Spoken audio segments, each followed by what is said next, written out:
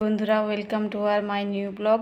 তোমরা সবাই কেমন আছো? আশা করছি সবাই ভালো আছো। আমিও খুব ভালো আছি। আজকে 5ই এপ্রিল, এখন বাজে হচ্ছে 9:10। আমি এখন থেকে ভিডিওটা স্টার্ট করলাম। আমার স্নান হয়েছে বন্ধুরা, পুজো হয়ে গেছে। দেখুন আমাদেরকে দেখাই আমি, আজকেও আমি দেখাচ্ছি আমাদের ঠাকুরকে। দেখুন বন্ধুরা, আমাদের এটা সিংহাসন, এই যে আমাদের সিংহাসন, ঠাকুর আছে দেখুন।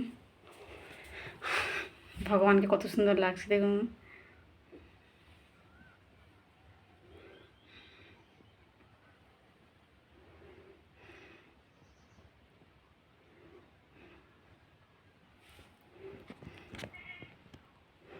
পরে আসছি বন্ধুরা প্রচুর গরম পড়েছে, তাই আমি এখন স্নান করে এলাম। প্রচণ্ড গরম লাগছে।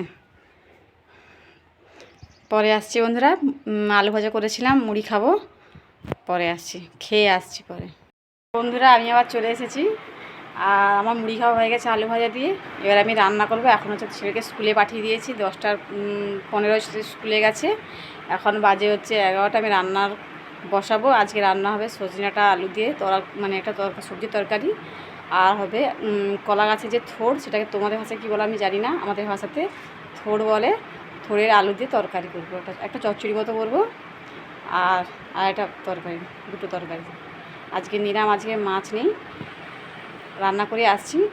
আমি উনুনে রান্না করবো, কাঠের উনুনে রান্না করবো, তাই পরে আসছি। রান্নাটা করে নিয়ে দেখাচ্ছি। বন্ধুরা আমার রান্না হয়ে গেছে, চলুন আপনাদের দেখাই কি রান্না করেছি আমি। এই দেখুন বন্ধুরা, সজনাটা আলু দিয়ে একটা তরকারি, আর এটা করেছি একটু আলু ভাজা ছিল, আর এই যে থোড়ের তরকারি।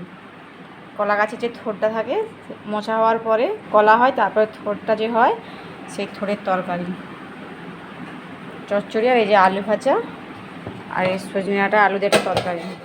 এইটুকুনি আজকে নিরাম, তাই এইটুকুনি। ভিডিওটা যদি ভালো লাগে লাইক, কমেন্ট এবং শেয়ার করে দেবেন, এবং যারা আমার চ্যানেলটা সাবস্ক্রাইব করেনি সাবস্ক্রাইব করে এইভাবে আমার পাশে থাকবেন। টাটা বন্ধুরা।